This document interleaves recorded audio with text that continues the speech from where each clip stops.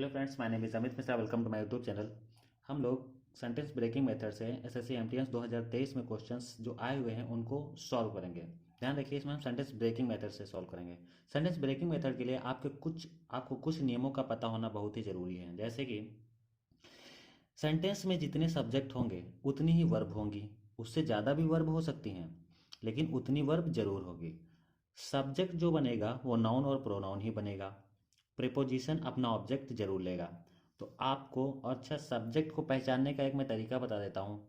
किसी भी शब्द में यदि आप मेरा या तेरा लगाएं, यदि वो फिट बैठ जाए तो वो सब्जेक्ट होगा। फिर से, यदि किसी शब्द में मेरा या तेरा लगाएं और वो फिट बैठ जाए तो वो सब्जेक्ट ही होगा। ओके, जैसे मेरा पेन या तुम्हारा पेन, राइट। मेरी मेज या तुम्हारी मेज, मेरा तनाव या तुम्हारा तनाव। तो इस प्रकार से किसी भी किसी भी शब्द में यदि आप मेरा तेरा लगा पाते हैं तो वो सब्जेक्ट ही होगा। तो अगर आप वीडियो को पॉज करके ब्रेक करना चाहें तो कर सकते हैं। अब मैं इसको ब्रेक करने जा रहा हूँ। तो मैंने इस सेंटेंस को ब्रेक कर दिया है। देखिए, कंजंक्शन किस लिए आता है? कंजंक्शन दो सेंटेंस को जोड़ने के लिए आता है, ठीक है। तो यहाँ पे पहला सेंटेंस क्या है? You are under significant stress. देखिए यहाँ कॉमा लगा हुआ है, ये एक सेंटेंस हुआ। और दूसरा क्या है? It is hardly to process details and nuances, right. तो दो सेंटेंस हैं और दो सेंटेंस को जोड़ने का काम कंजंक्शन करता है, इसलिए सेंटेंस वेन से स्टार्ट हुआ है। तो वेन हमारा क्या हुआ? कंजंक्शन हुआ। फिर सब्जेक्ट नंबर वन, ठीक है। और सब्जेक्ट नंबर वन की वर्ब क्या है? आर। और आर क्या है? Helping verb. आर क्या होती है? Helping verb. लेकिन यहाँ पे सिर्फ एक ही वर्ब आई है, इस सेंटेंस में सिर्फ एक ही वर्ब आई है। और जब सेंटेंस में एक ही वर्ब हो तो वो हेल्पिंग वर्ब ना हो करके मेन वर्ब होती है, इस बात को आप याद रखना। और जब हेल्पिंग वर्ब मेन वर्ब का काम करती है तो उसके बाद सब्जेक्ट कॉम्प्लीमेंट आता है। और सब्जेक्ट कॉम्प्लीमेंट एडजेक्टिव या एडजेक्टिव फ्रेज हो सकते हैं। ओके, तो यहाँ पे ये क्या है? सब्जेक्ट कॉम्प्लीमेंट है। और ये क्या है? एडजेक्टिव फ्रेज है। क्या है? इसको आप एडजेक्टिव फ्रेज बोलेंगे। तो when you are under significant stress, तो ये हमारा एक सेंटेंस कंप्लीट हुआ। दूसरा क्या है? Subject number two, okay.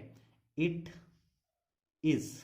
अब यहाँ पे देखिए, दूसरी कोई वर्ब नहीं है तो इसलिए मेन वर्ब का काम करेगी। और मेन वर्ब के बाद क्या आता है? Subject complement. और सब्जेक्ट कॉम्प्लीमेंट मैंने अभी बताया क्या होता है? एडजेक्टिव होता है। और यहाँ पे हार्डली एल वाई चूंकि लगा है, और एल वाई लग जाए, जिस शब्द के अंत में एल वाई लग जाए वो क्या होता है? वो एडवर्ब होता है। और यहाँ इसलिए क्या है? गलत है। तो यहाँ पे क्या आना चाहिए? हार्ड आना चाहिए। ओके।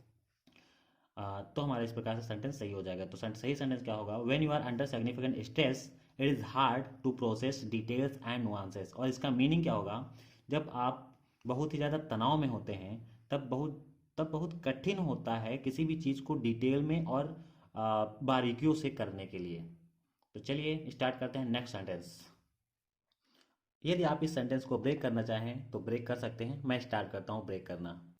तो इस सेंटेंस को मैंने ब्रेक कर दिया है। अब इसको मैं आपको समझाता हूँ। देखिए, मेरा प्रेशर या तेरा प्रेशर, राइट। तो हमारा सब्जेक्ट मिल गया। अच्छा, सब्जेक्ट प्रेशर को मॉडिफाई क्या कर रहा है? The reduce air pressure. Pressure कैसा? घटता हुआ प्रेशर। जो सब्जेक्ट या ऑब्जेक्ट की विशेषता बताता है वो एडजेक्टिव होता है, राइट। तो प्रेशर की विशेषता कौन बताता है? The reduce air. ओके, तो इस प्रकार से प्रेशर प्रेशर को मॉडिफाई कर रहा है एडजेक्टिव। तो ये हमारा क्या हुआ? Adjective phrase. अच्छा, जब एक से ज़्यादा शब्द होते हैं तो वो फ्रेज में गिना जाता है, इसलिए इसको एडजेक्टिव फ्रेज कहते हैं। अच्छा, हमारे यहाँ पे क्या है कि प्रेपोजिशन क्या लेता है? अपना object. Flight, on airline flight. अच्छा, फ्लाइट कैसी हैं? एयरलाइन वाली फ्लाइट। फ्लाइट कौन सी? एयरलाइन वाली।